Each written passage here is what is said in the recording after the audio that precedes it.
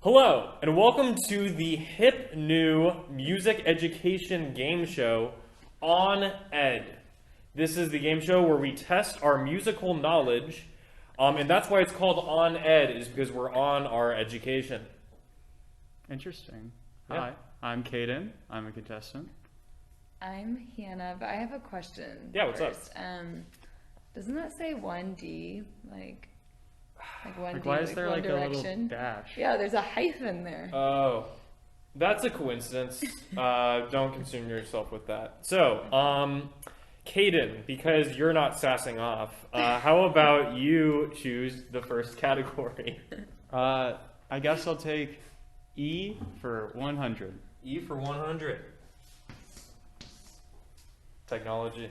The first question is, this is the name of the annual compilation of users' most listened to songs on the most popular music streaming service. That's your buzzer, okay?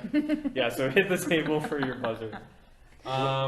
What is Spotify Wrapped? That is correct. Nice. All right, so what's your next category? Let's do E for 200. This band is responsible for the song Is She Really Going Out With Him, but is perhaps better known for its former lead singer that departed to join British boy band One Direction. What is White Eskimo? That is correct. I'm not trying to sass off, I'm really not, but Mm-hmm. there's another correlation to 1D. Oh Saying- no, once again, sheer coincidence. This is... Is he It's here? on Is Ed. Harry Styles here? He's in all of our hearts.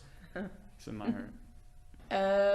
I will take O for 100. Here we go. This term was coined in the wake of Janet Jackson's mid-performance exposure at the 2004 Super Bowl halftime show. What is flashing?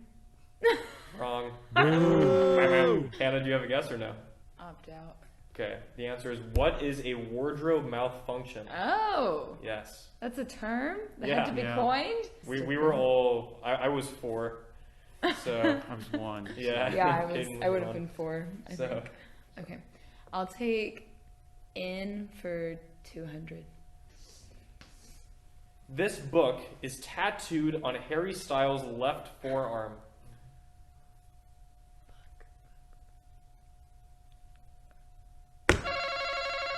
Yeah, What is the Bible? that is correct. Yes.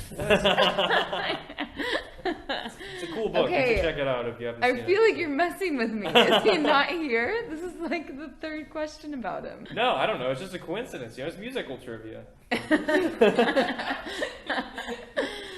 Okay, I will take N for 100.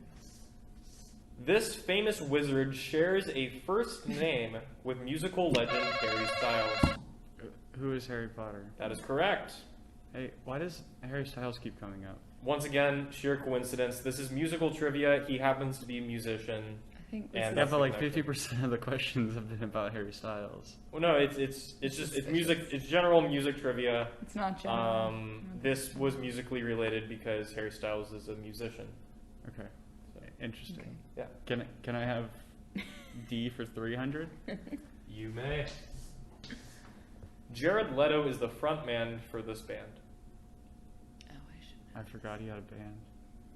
Oh, this is embarrassing.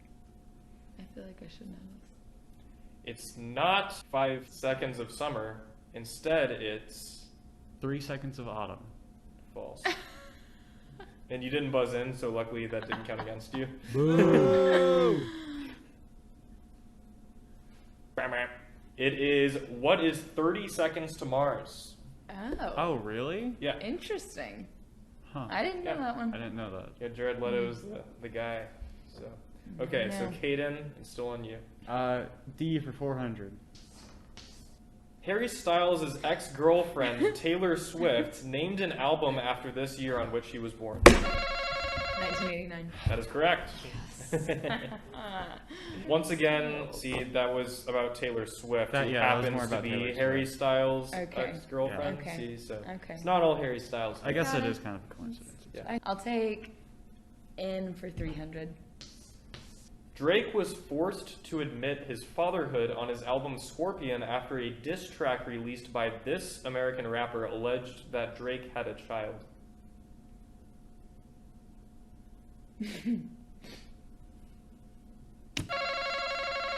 Who is Eminem? That is incorrect. Boo! Hannah, any guess?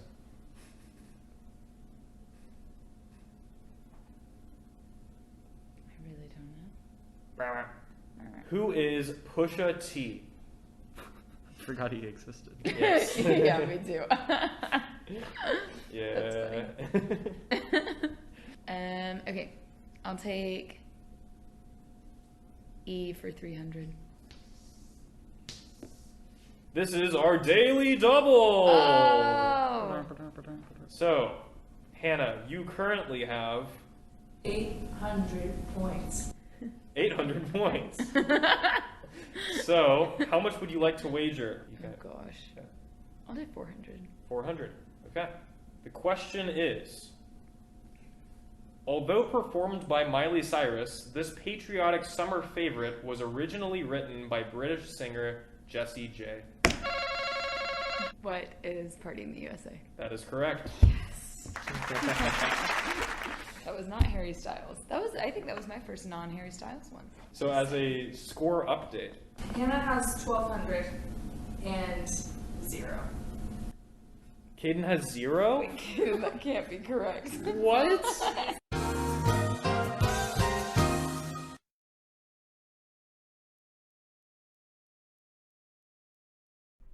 Hello, everyone, and thanks for watching TUTV's end of semester show, which, if you haven't found out already, the theme is games. Right now, I'm joined by Hannah Mullen, who is a TUTV alum and member of the Guildfellows podcast. Thanks for joining us, Hannah. Yeah, thanks for having me. Could you give us an overview about what the Guildfellows is and how it has evolved into what it is today? Yeah, so Guildfellows is a podcast that I started, a podcast project that I started in the TUTV podcast lab studio. And we have been doing it for just under 3 years now, like 2.5, 3 years. But yeah, I wanted to start a D&D podcast when I was a senior at TUTV, and I got a few friends together, and we've been doing it ever since. So That's so cool. What could a listener expect from a typical episode?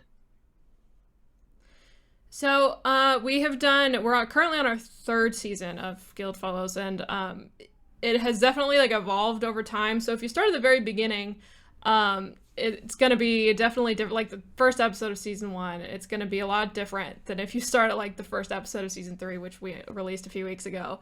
But basically what our like goal is to tell just like fun and engaging stories with every season, but also have fun while we're doing it. So if you're listening to any sort of typical episode, you're going to hear some dramatic elements, some gaming elements, and just us goofing around, basically. Awesome. What inspired you guys to begin the podcast in the first place? So I listened to a podcast called The Adventure Zone whenever I was a senior, and I finished it. I finished their first campaign, and I was like, oh my god, I really want to do that. It was a really good story, and it really, really moved me. And we had just, I think that semester, finished a podcast studio in the TUTV Media Lab. And I was like, I have like the friends, I have the studio. The only thing that's stopping me from doing this is just me. So I am gonna do it. So I gathered a few of my friends, Rob and Brennan and Amelia, and got them all on board. And yeah, it was just, I was inspired by another piece of media that inspired me. So that's the short answer of it. That's awesome. I've also listened to the Adventure Zone, so it's very inspiring. So as you mentioned, over the years, the Guild Fellows has had a couple of different seasons, each of which has had its own unique theme. Season 1, which was GM by you, was high fantasy themed. Season 2, GM by Rob Steer, had a seafaring, like nautical theme. As you picked up the tabletop role-playing game 7th Sea. And in your latest season, also GM by Rob, you've gone back to D&D 5e to explore the galaxies in a Star Wars themed setting. So my question is, which season has been your favorite so far, and why? So I'm gonna make a quick little correction. The second season was not actually GM'd by Rob. It was GM'd by Brennan Gray, who was not a TUTV alum, but he was a TU student. But to answer your question, every season I think has like a special place in my heart, just because season 1 was when we were all kind of getting our groove together and like learning how we each play and like getting to know each other. Season 2 is also a big contender. Like, they all have a special place in my heart, but season 2 I think is a fuller story than season 1. It ended pretty recently, and it ended on a really strong note, and it grew and it changed over time. And season 3, we're coming out like better than we have ever. We're starting off really strong. So I really can't pick a favorite. They're all my favorites for a different reason. So I don't know if that's a satisfying answer or not, but yeah, they all are my favorite for a different reason. I completely understand that. I bet it's got like just a huge place in your heart. Let's see. So do you prefer being a GM or a player? I prefer being a player a lot because I think my skill set definitely works better with being inside of one moment rather than like looking at all of the moments over time. That's just like where my writing strength comes from, and it's more fun to me. The reason I was a GM for our first season was because it's hard to get people to join a D&D campaign if you don't have a DM on board. So I was like, I'll just make this easy for people and say that I'm the DM. But I've been really enjoying being a player more, for sure. I think I'm on the same page as you. There's just so much to juggle when you're a GM, and being a player, you can focus on your character a bit more. Let's see. Where do you see the Guild Fellows going in the future, in game and out of game? So in game, like in universe, we've recently kind of branded ourselves as like a seasonal anthology podcast, which means it's a different story for each season. So I think like the goal for that is to just kind of explore a lot of games, a lot of different stories that maybe people are more unfamiliar with. I had never heard of 7th Sea before we played it, and it turned out to be a really fun, really awesome season for us with a great story. So I think we want to do things similar to that. So yeah, just doing different things that we've never seen before, and out of game more on like the business and growth side. I would eventually like to get Guildfellows to a place where we can start selling ads on it. After 3 years, we still haven't gotten there, but 2022 is my goal of like growth for the podcast. And season 3 is already our most popular season by far, probably because it's Star Wars themed. But yeah, I think I just want to get it to a place where we can start making a little money off of it, because we love doing it for free, for fun. But it would take it up to the next level if we could, have it as a little side gig, so yeah.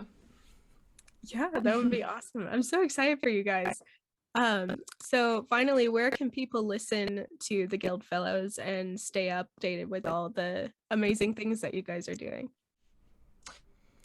So Guild Fellows is available on any podcasting app that you have. It's available on Apple Podcasts, Spotify, all the small ones. If you have a podcast app, we're probably on there.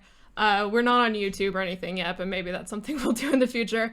But if you want to stay updated, we have a Discord server that is the invite link is in any of our recent episode descriptions if you want to find us there. And we're also on all the socials at Guildfellows on Twitter and Instagram and TikTok and stuff. So we're pretty easy to find. If you Google Guildfellows, you'll probably find us. So yeah, pretty easy to find. That's awesome. So thanks for joining me, Hannah, and I wish you the best of luck. Yeah, thanks for having me on, and I miss TUTV. Have me on anytime. All right, thank you so much. Bye. All right, guys, we played some games today. So first we played Babies and Parents, and so Sam's going to explain that. Yeah, so I came up with this game when I was a kid. It's based off of a Tom and Jerry episode. And basically, you split into two teams. There's the babies and there's the parents. And the parents start by putting the babies to bed in like the safe base, like the crib. And then they go off, have their like night, whatever. They go to a different room and count to 30. Nowhere to And hide. the babies nowhere to get run. up and get out of the crib and go hide somewhere. So the parents come back. They see the babies are gone, and the game starts when they say, "Oh no, where have our babies gone?" From there, the parents' objective is to find the babies and tag them before they get back to the crib, because they've been they've gotten out of bed. But the baby's objective is to get back to the crib in the safe base without being tagged by the parents, and basically make it home safe. Now, if the babies successfully avoid them, they win. But if the parents tag the babies, then the babies get castor oil, and that's from the Tom and Jerry episode, because Tom was dressed up as a baby, and the little girl fed him castor oil when he acted out. But we played that earlier, and that went pretty well. For me, I'm going to place all the blame on my shortcomings on the layout of this building. If it was any different, I would have won every single time. But just the way it's laid out, I was a lot more confident in my ability to outrun David and Sam than I actually am able to outrun David and Sam. But once again, none of my shortcomings were my fault during this game. It is all on the layout of the building. So the second game we played was Easily Entertained. Okay. Yeah, so Easily Entertained was a game that a couple friends of mine and I invented in like 4th grade whenever we basically had nothing else to do. I think it was one of those moments where like we were with my friend's mom and she was like, "Y'all are playing too many video games, so you got to go outside." And so we were outside with nothing to do, and so we decided to invent this game. And basically the gist of it is you basically get your fingers and you put them in front of your eye and you make a little hole using 4 of your fingers, and you try to make the hole as big as possible while still making that same motion that y'all can see on the screen. And you try to fit as big of a object in that hole. So you try to see basically the biggest object. The game has very little to it. It's extremely simple. And the rules don't really function properly, which is part of why I enjoy it. But a really central element of the game is trash talking. You really have to talk about how the things that you can see are bigger and better than the things that your opponents can see.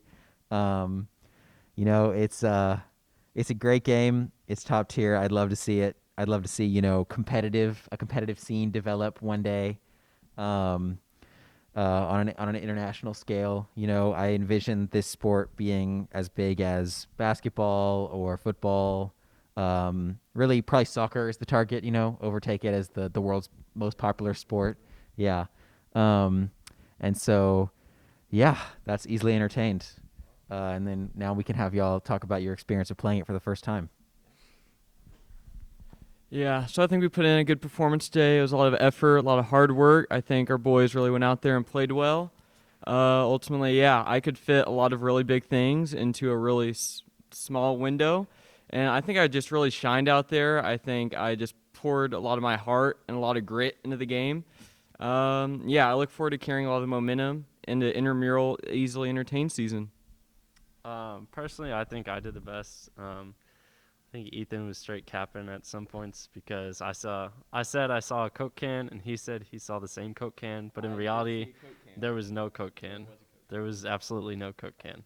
So I don't know. It seems a little sketch to me. David, what were your thoughts?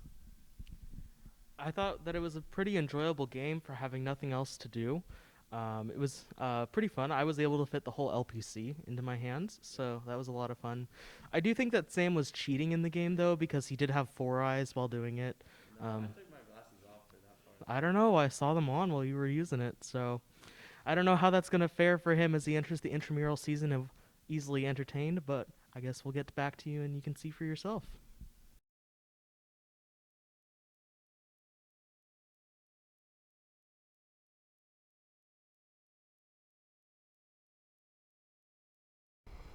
Hello, everyone. I'm Aubrey Allen. I'm usually the audio engineer for TUTV, but today I'm joined by Betsaida and Christopher to play some D&D. Like glass begins to grow up and make different versions of tombs. No! After all of that. After all of that. Control delete dead. Natural. It's on 20. Okay. Wait, can I throw my luck? Wow. Wow. That was extremely lucky.